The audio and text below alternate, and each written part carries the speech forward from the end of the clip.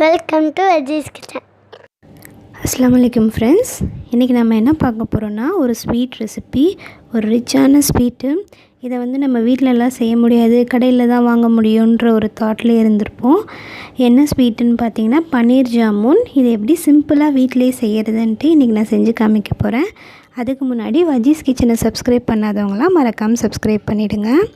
இப்போ ஒரு பேனில் நான் 1 லிட்டர் பால், நல்லா திக்கான பாலாக எடுத்திருக்கேன். இப்போ பால் நல்லா காஞ்சிருச்சு. இதில் நான் ஒரு எலுமிச்சம்பழத்தில் ஒரு 1/2 கப் தண்ணி சேர்த்து நல்லா இப்போ கொதிக்க விட போகிறேன். இப்போ இது கொதித்தோடனே நல்லா பால் திரண்டு வந்துருச்சு. தண்ணி தனியாக, அந்த பாலுடைய இது தனியாக வந்துருச்சு. இந்த ஸ்டேஜில் இப்போ இதை நம்ம ஒரு துணி வடிகட்டி வச்சு, துணி மேலே வச்சு வடிகட்டி எடுத்துடலாம். இப்போ இதில் நம்ம எலுமிச்சம்பழம் சேர்த்தனால அந்த புளிப்பு தன்மை இருக்கும். அதை தண்ணி போட்டு நல்லா இது பண்ணிடலாம். எக்ஸஸாக தண்ணி ஊற்றி நல்லா அலசிடலாம். இப்போ இதை நம்ம இந்த துணியை எக்ஸஸாக இருக்க வாட்டரில் நல்லா பிழிஞ்சிட்டு கொஞ்சம் நேரம், ஒரு 1/2 மணி நேரம் கட்டி விட்டுடலாம். இந்த மாதிரி. இப்போ இதில் நான் 3 கப் தண்ணி சேர்த்துக்கிறேன்.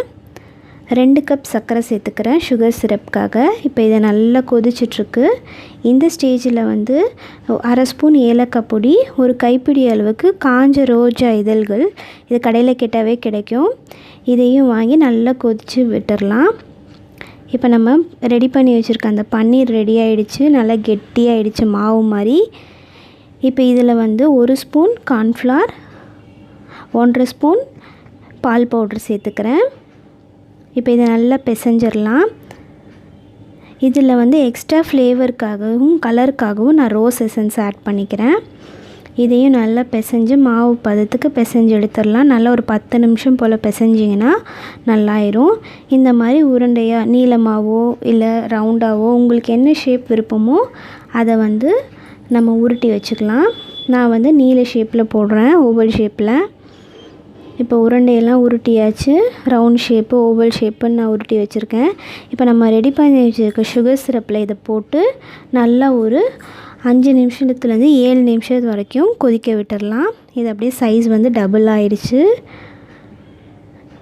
இது குறைஞ்சது ஒரு 3 மணி நேரத்துலேருந்து 4 மணி நேரம் ஊறணும். பார்த்திங்களா, ஒரு சூப்பரான பன்னீர் ஜாமுன் ரெடி ஆகிடுச்சு. கண்டிப்பாக இந்த ரெசிபி எல்லாத்துக்கும் பிடிக்கும். கண்டிப்பாக இதை வீட்டில் ட்ரை பண்ணுங்கள். பிடிச்சிருந்துச்சின்னா பண்ணுங்கள், ஷேர் பண்ணுங்கள், சப்ஸ்கிரைப் பண்ணுங்கள். தேங்க்யூ.